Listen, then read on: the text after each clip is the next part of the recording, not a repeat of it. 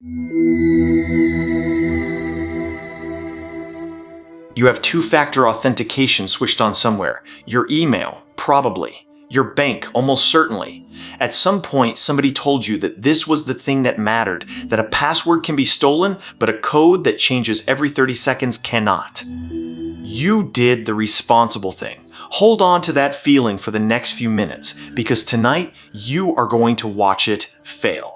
Not through a flaw in the maths, not through a virus, through a telephone call. On the 15th of July 2020, over a period of about 2 hours, someone took control of the accounts of a former president of the United States, the man who would be elected president 4 months later, the richest man in the world, the founder of Microsoft, the founder of Amazon, and a list of the largest companies on the internet, and then used them to ask the public for money. Not a spoofed account with a similar name, not a screenshot. The real accounts, the blue ticks, the ones you were told to trust precisely because they cannot be faked. Here is why this episode is worth your time and what you will have when it ends. You will understand exactly how a two-factor code was walked around in a way that does not require you to know anything technical. You will see the specific mistake that made the biggest platform in the world vulnerable, and I promise you it was not the mistake you are expecting. And you will follow the trail from an anonymous message board to a courtroom in Florida, because on this program, we do not stop at the crime. We stop when somebody is unmasked. Two things I owe you before we start. First, this is a story about how an attack worked, not a manual for doing it. There is nothing in this episode you could act on, and that is deliberate. Second, everyone still living in tonight's story is described using court records and nothing else. Charges are charges. Convictions are convictions. I will tell you every time which one I am holding. It starts, as these things almost always do, with somebody answering their phone. Roughly 2000. UTC. Evening in London, afternoon in New York. The first accounts to move are not the famous ones. They are cryptocurrency accounts, exchanges, coin news outlets, wallets, names that a certain kind of user follows and a general audience has never heard of. The messages are the standard shape of a crypto giveaway scam, and on those accounts, that shape is almost background noise. Then it climbs. Apple, Uber, then the individuals. Elon Musk, Bill Gates, Jeff Bezos, Warren Buffett, Kanye West, Kim Kardashian, Joe Biden in the middle of a presidential campaign, Barack Obama. The message is nearly identical every time. I am giving back to the community. Send $1,000 in Bitcoin to this address and I will send back $2,000. The window is short. Act now. It is, on its face, an insultingly obvious scam. Nobody doubles your money for nothing. Every single person watching this has been told that 100 times, and people sent the money anyway. That is the part worth sitting with, and it is not because those people were foolish. It is because of where the message was standing. Not in an email from an address you do not recognize. Not in a text message from an unknown number.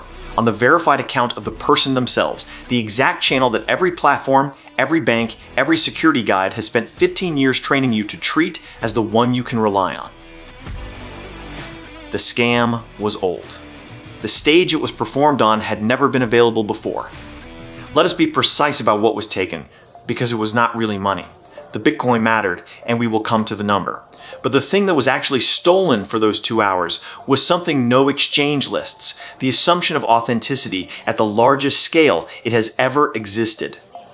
Think about what a verified account had come to mean by 2020. It was where governments issued emergency instructions, where central bankers spoke, where a head of state could move a market with a sentence and routinely did.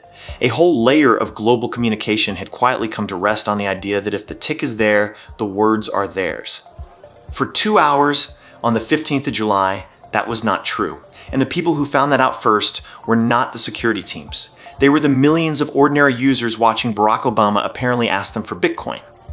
Now hold that thought, because here is the question that gives this story its shape.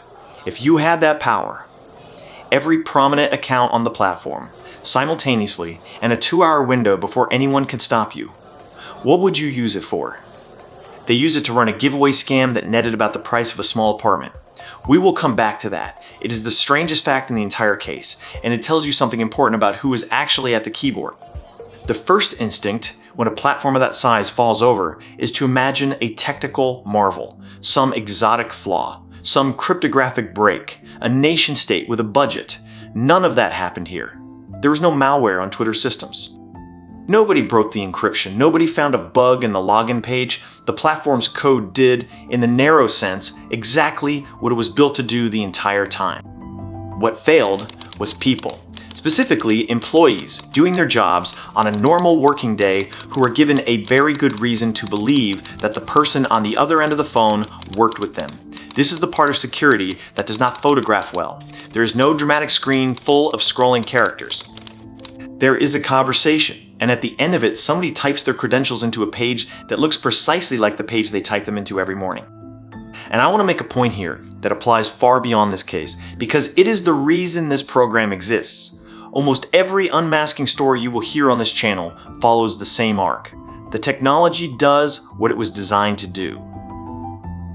A human being is persuaded to open a door, and the entire industry then spends a decade building better locks for a door that was never forced. So how do you persuade someone at Twitter to open the door? You do your homework. Before we get to how the door was opened, you need to know what neighborhood this came out of. Because it did not come out of espionage, and it did not come out of organized crime in the way you are picturing. It came out of a collector's market. There is a subculture built entirely around short usernames. 1 character, 2 characters, a common word with no numbers attached. On any platform old enough to have run out of good names, those handles are scarce. And scarcity does what scarcity always does. It creates a market. People buy them, people broker them, people flip them, prices run from the trivial to genuinely serious money. And where there is a market in something that cannot be manufactured, there is theft. That is the world where the skills on display here are ordinary. Persuading a support agent. Getting a phone number moved to a different device so the codes arrive somewhere else. Watching an account go dormant so its name can be claimed. This is a scene with its own vocabulary, its own reputations, its own escrow arrangements. Populated substantially by very young men who are extremely good at talking to strangers. And you can see that world's fingerprints on the 15th of July if you look at the order of events. Forensic analysis of the incident found that the earliest scam posts came from accounts with short, distinctive 1 and 2 character names. Not Obama, not Musk, handles. Read that as what it is. Whoever was inside was, at first, doing the thing that world does, moving valuable names, before somebody realized what else the panel in front of them could reach. This is why the biggest platform compromise in social media history feels so oddly small in its ambitions. It was not planned by people who wanted to move a market or topple a government. It was, on the available evidence, an ordinary username crew that got hold of something enormously more powerful than what they were used to, and reached for the scam they already knew. Which brings us to how they got in. Start with what is public. Professional networking sites will tell you, free of charge, who works at a company, what their job title is, roughly which team they sit on, and often how long they have been there. That is not a leak. That is the product working as intended. From there, according to the investigation, the attackers obtained employee mobile numbers using tooling of the kind recruiters use to reach candidates. So before a single call was placed, they had names, roles, and phone numbers. Then they called, presenting themselves as Twitter personnel, the sort of internal function that would plausibly ring you about a login problem. And the conversation went the way that kind of conversation goes when the caller already knows the names of your colleagues, your team, and the systems you use daily. At some point in the call, the employee was directed to a page, an internal-looking sign-in portal, the right shape, the right words, the right feel. I am deliberately not going to describe how that page was built or what was said on those calls. This is a documentary, not a workshop. But I do want you to notice the imbalance, because it is the real lesson. The defensive side of that exchange has to be right every time, on every call, at the end of a long day.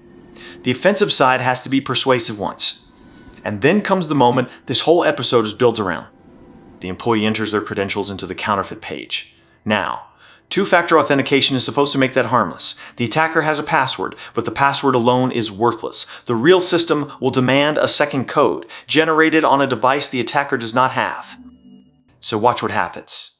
The employee is also asked, on the fake page for their second factor, which is a completely normal thing to be asked. It is what the genuine page asks for. And in that moment, while the code is still valid, while it is still warm, it is passed straight through to the real login. That is it. That is the whole trick. The attacker never breaks the two-factor system. He never has to. He asks a human being to read the code out to him through an interface she has every reason to trust, and he spends it before it expires. The math held perfectly. The cryptography was never touched, and the door was open, running, logged in. I want to say this next part clearly because a lot of people took the wrong lesson from 2020 and are still carrying it around.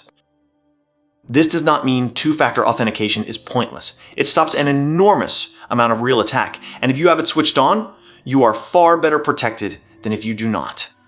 What it means is narrower and more uncomfortable. A code that a human can be persuaded to hand over is a code that can be handed over. The protection was never in the number. It was in the assumption that nobody would ever ask you for it convincingly enough. What was behind the door? An internal administrative tool. The kind of thing every large platform has and very few of them talk about. The console that support and trust and safety staff use to do the things ordinary users cannot. Look up an account, change an email address, reset access, take over the ability to post.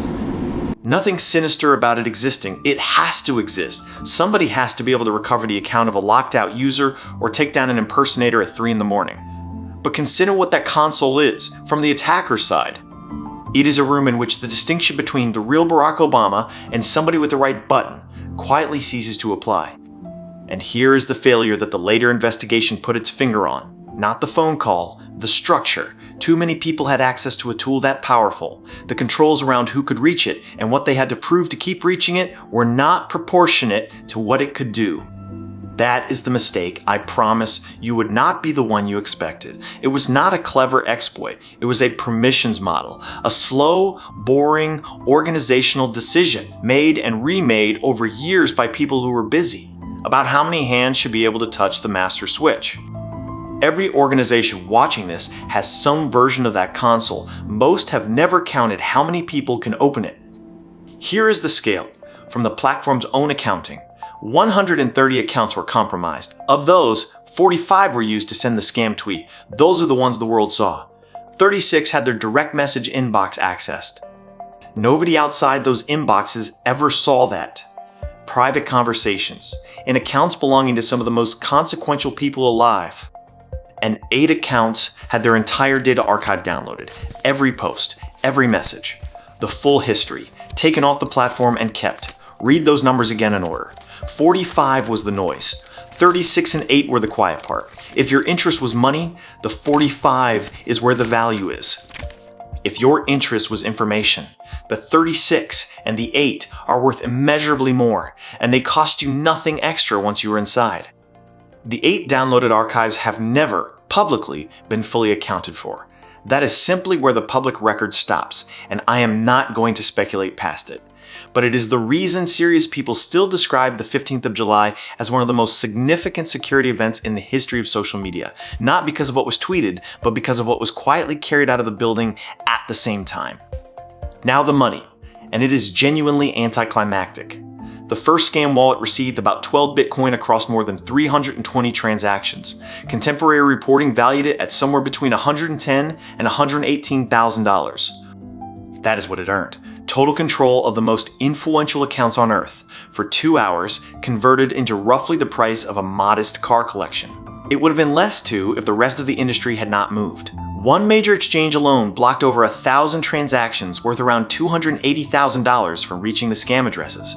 Customers who tried to send and were stopped by their own platform. But here is the thing about Bitcoin that the people running this scam apparently did not weigh properly. It is not anonymous, it is pseudonymous, which is a very different word. Every one of those 320 transactions is written permanently into a public ledger that anyone on Earth can read forever. The moment those coins move toward anything connected to a real identity, an exchange account, a service that verifies customers, the chain of custody becomes a line of evidence. They chose the one payment method that keeps a perfect, permanent, public record of everything it does. That is the thread.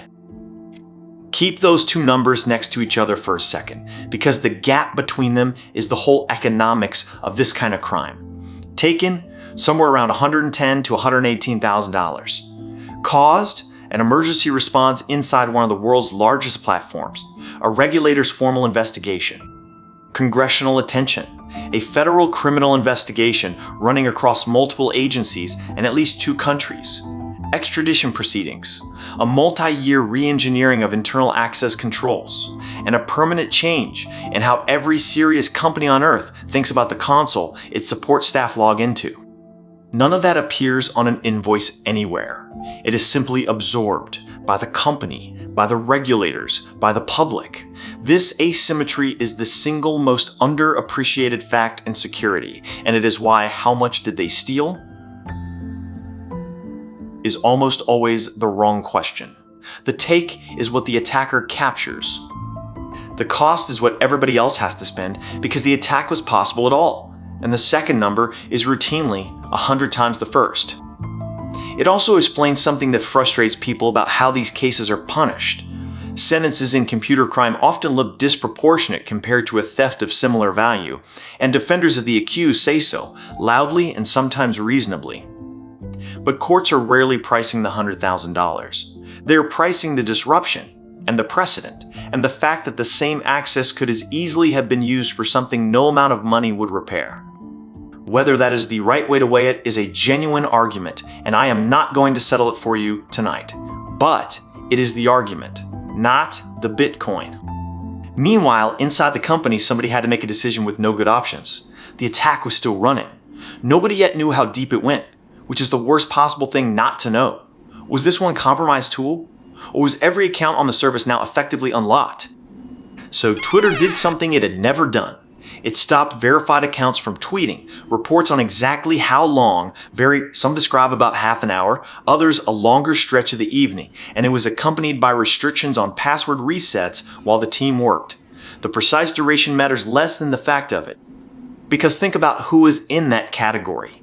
Every major news organization, every emergency management agency, health authorities in the middle of a pandemic year, election officials in a presidential election year, politicians and government departments in dozens of countries, the people whose entire function in a crisis is to be believed quickly. For that window on that platform, they could not speak. It was the correct call. Faced with a compromise of unknown depth, you reduce what the intruder can do and you accept the cost. I would have made the same decision, and so would you. But look at what the decision revealed. Turning off one company's posting function briefly muted a meaningful share of the world's official voices, including several with statutory public safety responsibilities. Not because anyone legislated that. Because over roughly a decade, thousands of separate institutions independently decided this was where they would put their announcements, and nobody ever stood back and added it up. That is the real headline of the 15th of July, and it has nothing to do with Bitcoin. A private company's incident response became, for an evening, a global communications outage, and the only people who could decide how long it lasted were the ones already having the worst night of their careers. Investigators had more than the blockchain, though the blockchain was there. They had the market that this attack actually came out of, the trade in short, desirable account names, the kind collectors call OG usernames. That world lives on forums and chat servers. It has reputations, brokers, and rules. It also has screenshots, message logs, and members who talk. They had digital records from the platforms where those conversations took place, and they had the ordinary, unglamorous work of correlation, accounts that were used and reused, an address here that touches an address there, a handle that appears in a chat log in one year and on a verified exchange account in another. None of this looks like the movies. There is no lone genius staring at a wall of code. It is subpoenas, logs, spreadsheets, and patience. Several agencies and several companies each holding one piece, and someone doing the tedious work of laying the pieces beside each other until a shape appears. It took just over 2 weeks. Consider that against what we said earlier about the men who ran the biggest industrial combination in history and were pursued for 43 years. 2 weeks! That is what the digital record does to a timeline. Every action leaves an artifact, and there are a great many places now where artifacts are kept. On the 31st of July, 2020, the shape had a name. Charges were announced. I am now going to be extremely careful, and I want to explain why rather than just doing it silently. This program is about people who were caught. That means talking about real, living human beings by name. So the rule on this channel is fixed, and I will not bend it. I state what a court record says and nothing else. Not what someone was rumored to have done. Not what an unnamed source told a reporter. Not what would make a better story. If it is a charge, I will call it a charge, and a charge is an accusation, not a finding.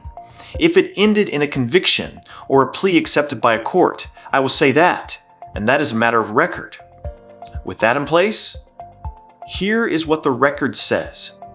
Graham Ivan Clark of Hillsborough County, Florida, was 17 years old at the time of the July 2020 incident. He was charged by Florida state prosecutors with 30 felony counts, including offenses relating to fraud and unlawful access to computers.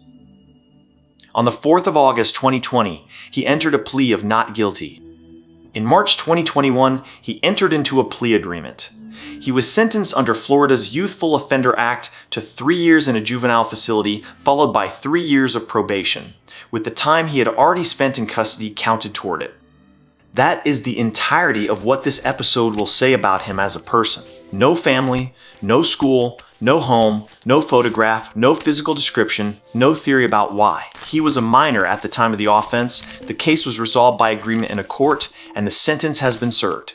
The public record is the public record, and everything past it is somebody's imagination. I said earlier we would come back to the strangest fact in the case. Here it is.